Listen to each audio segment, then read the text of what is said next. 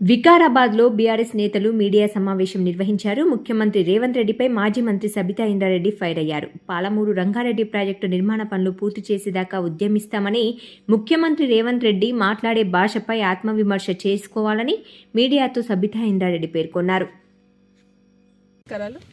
ఈరోజు వికారాబాద్కు వచ్చిన సందర్భంలో గౌరవ ముఖ్యమంత్రి గారు రేవంత్ రెడ్డి గారు మూసీ నది మీద చాలా గొప్పగా చెప్తున్నారు కదా. మరి మూసీ స్టార్ట్ అయ్యేదే వికారాబాద్లో కదా, ఒకసారి విజిట్ చేద్దామని ఇక్కడికి రావడం జరిగింది. గతంలో ఇక్కడ ట్రీట్మెంట్ ప్లాంట్ ఏర్పాటు చేసి వికారాబాద్ సంబంధించిన సివరేజ్ అంతా అందులో పోయి క్లీన్ చేసిన తర్వాతనే మూసీలో వదిలేవాళ్ళం. కేసీఆర్ గారు ఉన్న రోజులు 10-15 సంవత్సరాల నుండి 10 సంవత్సరాల నుండి కూడా ట్రీట్మెంట్ చేస్తూ డ్రైన్ వాటర్ అంతా కూడా ఫ్రెష్ వాటర్ మూసీలోకి వదిలేవాళ్ళం.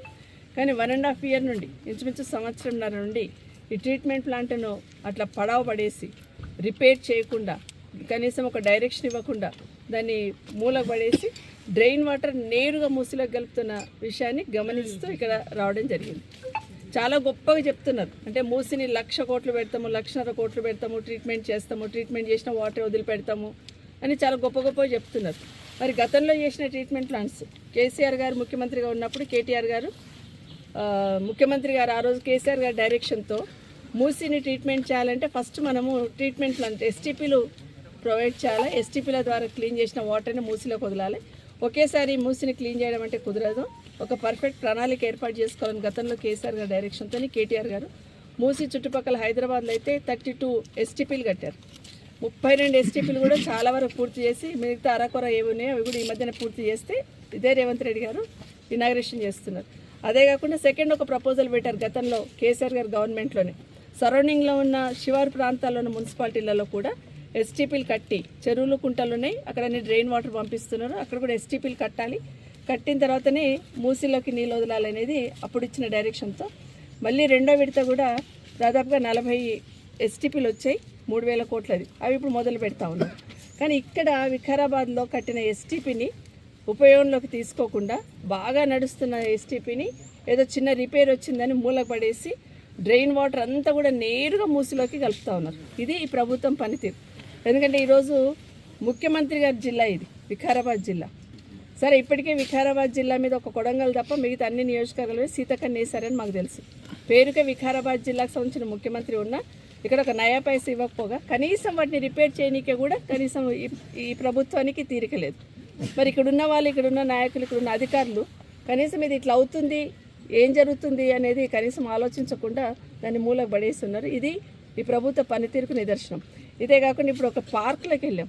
గతంలో కేసీఆర్ గారు పల్లె ప్రగతి, పట్టణ ప్రగతి అనే 2 కార్యక్రమాలు తీసుకొని ఏ విధంగా ఉండాలి పరిసరాలు అనేది ఇంతకుముందు అనంతరెడ్డి గారు వార్డులోకి వెళ్ళి ఉన్నాం. ఎక్కడైతే ఓపెన్ ప్లేసెస్ ఉన్నాయో అక్కడ పార్కులుగా డెవలప్ చేయాలని, ప్రజలకు డివిజన్ ఒక యూనిట్గా తీసుకొని ఆ డివిజన్లో ఏమేం కావాలి డెవలప్మెంట్స్ అట్లా ప్లాన్ చేసుకోండి. గతంలో కేసీఆర్ గారి డైరెక్షన్లో కేటీఆర్ మున్సిపల్ శాఖ మంత్రిగా పట్టణ ప్రగతిలో చాలా బ్రహ్మాండంగా పనిచేస్తాం.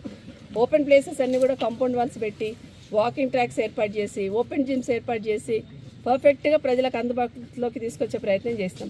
కానీ 2.5 సంవత్సరాల నుండి లోకల్ బాడీస్ వెళ్ళిపోయిన తర్వాత ఎన్నికలు పెట్టకపోవడం ఒక తప్పైతే, ఎన్నికలు పెట్టకుండా అధికారుల మీద వదిలేసి ఈరోజు కనీసం ఓపెన్ జిమ్స్ రిపేర్ చేసే తీరిక కూడా ప్రభుత్వానికి లేదు. ఎందుకంటే ప్రభుత్వం మళ్ళీ మున్సిపల్ శాఖ మంత్రి ఎవరయ్యా అంటే గౌరవ ముఖ్యమంత్రి గారే. మరి కనీసం ప్రజలకు ఉపయోగపడుతుంది కాదు, కేసీఆర్ చేసినా, కేటీఆర్ చేసినా, ఆనంద్ గారు చేసినా ప్రజలకు ఉపయోగపడేది. దాన్ని రిపేర్ చేయాల్సిన బాధ్యత ప్రభుత్వం మీద ఉంటుందా లేదా ఒకసారి గమనించమని కోరుతా ఉన్నాను. ఎందుకంటే అందరినీ వదిలేశాడు. అటు సర్పంచ్లను మొన్నటిదాకా ఎలక్షన్స్ లేవు, గ్రామాలను గాలికి వదిలేస్తున్నారు, ట్రాక్టర్లకు డీజిల్ పోసే దిక్కు లేకుండే మొన్నేదో సర్పంచ్ల ఎలక్షన్ పెట్టారు. మున్సిపాలిటీస్కి వచ్చేసరికి 2 సంవత్సరాలు అవుతుంది, బాడీ అంతా వెళ్ళిపోయింది. ఎక్కడ చిన్న రిపేర్ కానీ చిన్న వర్క్ కానీ జరగని పరిస్థితి రాష్ట్రంలో మున్సిపాలిటీస్ వ్యవస్థ ఉంది. ఎస్టీపీలు అంటే మున్సిపల్ డిపార్ట్మెంట్ కిందకే వస్తుంది. మరి ఇవి కూడా నిర్వహణ పట్టించుకోకుండా ఏ విధంగా వదిలేసిందని చూస్తూ ఉన్నాం. ప్రభుత్వం చిత్తశుద్ధి ఎట్లా ఉంది అనేది ఎప్పటికైనా ప్రజలు గమనిస్తూ ఉన్నారు. ఇప్పటికైనా ఈ ప్రభుత్వం చిత్తశుద్ధి ఉంటే మాటలు కాదు చేతల్లో చూపించండి. మీరు మూసీ బ్యూటిఫికేషన్ అని మాటలు చెప్తూ ఏదో కోటలు దాటేట్టు మాటలు చెప్తా ఉన్నారు. కానీ ఇక్కడ మొదలుపెట్టిన వర్క్నే ఈరోజు కనీసం దీన్ని ట్రీట్మెంట్ చేసే తీరిక ఈ ప్రభుత్వానికి లేదు. ఇప్పటికైనా ప్రభుత్వం కళ్ళు తెచ్చుకొని ఇలాంటి వాటి మీద దృష్టి పెట్టాలని కోరుతున్నాం. హాస్పిటల్కి వెళ్ళాం, వస్తూ హాస్పిటల్కి వెళ్ళున్నాం. ఎందుకంటే ఒక 3 నెలల కిందట అనుకుంటా నేను ఒక టీవీ ఛానల్లో TV9 ఐ థింక్ ఒక స్టోరీ వేశారు. ఏమనంటే డయాలసిస్ సెంటర్లో వికారాబాద్ హెడ్ క్వార్టర్లో డయాలసిస్ సెంటర్లో జనరేటర్ లేక అక్కడ ఉన్న రోగులు ఇబ్బంది పడుతూ ఉన్నారు, గంటలు గంటలు ఆగిపోతూ ఉంది, రోగులు మళ్ళీ దానికి కంటిన్యూ చేయడానికి ఇబ్బంది పడుతున్నారు అనేది వచ్చిన వార్త. సరే చేస్తారు, వార్త వచ్చింది కదా, ప్రభుత్వం స్పందిస్తుందని అనుకున్నాను. కానీ ఇప్పటికీ కూడా అక్కడికి వెళ్తే ఇప్పటికీ కూడా జనరేటర్ అనేది గ్రౌండ్ చేయలేదు. ఎందుకు చేయలేదంటే ఇది పబ్లిక్ ప్రైవేట్ పార్ట్నర్షిప్ మీద నడుస్తుంది, నాకు బాధ్యత లేదన్నట్టు అక్కడ ఉన్న డాక్టర్స్ మాట్లాడుతున్నారు. ఇది కరెక్ట్ కాదంటాను. ఎందుకంటే డయాలసిస్ సెంటర్స్ అనేది దేశంలో ఎక్కడ లేని విధంగా కేసీఆర్ గారు మన రాష్ట్రంలో డయాలసిస్ సెంటర్స్ ఏర్పాటు చేసి కిడ్నీ వ్యాధికి సంబంధించిన వ్యాధిగ్రస్తులకి ఒక వరంలాగా డయాలసిస్ సెంటర్స్ ఏర్పాటు చేశారు. అదర్వైజ్ ఇదే వికారాబాద్లో డయాలసిస్ సెంటర్ లేకపోతే హైదరాబాద్ పోయి చేసుకునేవాళ్ళు. దాంట్లో సగం మంది చేసుకుని సగం మంది చచ్చిపోయే వాళ్ళు కూడా, ఎందుకంటే చేసుకునే స్తోమత లేక. అట్లనే ఫ్రీగా డయాలసిస్ సెంటర్స్ ఇక్కడ కాదు, ఏ మూల పెట్టారు రాష్ట్రంలో. కానీ దానికి సంబంధించిన కనీసం జనరేటర్ను కూడా అప్పుడే ఆనంద్ గారు ఉన్నప్పుడే జనరేటర్ కూడా శాంక్షన్ ఉంది. దాన్ని గ్రౌండ్ చేయడానికి 2 సంవత్సరాలు పట్టింది. 2 సంవత్సరాల నుండి కూడా వాళ్ళ గ్రౌండ్ చేయడానికి తీయలేదు. ఇంకో మాట చెప్తున్నారు పేషెంట్స్ ఇప్పుడు పోతే ఇంజెక్షన్ తీయాలి, వారానికి ఒకటి, మాకు ఇంజెక్షన్ తీయట్లేదమ్మా, 4 రోజులు అవుతుందని. ఇది ప్రభుత్వ చిత్తశుద్ధి, ప్రజల పట్ల ప్రభుత్వానికి ఉన్న చిత్తశుద్ధి. ఇప్పటికైనా హాస్పిటల్లో డయాలసిస్ సెంటర్లో ఇమీడియట్గా జనరేటర్ ఏర్పాటు చేయాలి. వాళ్ళు ఇంజెక్షన్స్ కూడా ఇవ్వట్లేదు, వారానికి ఒకటి ఇచ్చేవాళ్ళు మాకు అంటున్నారు. అది కూడా ఇమీడియట్గా ఇచ్చేటట్టు ప్రభుత్వం పైన అధికారులు, జిల్లా కలెక్టర్ గారు కూడా స్పెషల్ కేర్ తీసుకొని చేయాల్సిన అవసరం ఉంది. ఆనంద్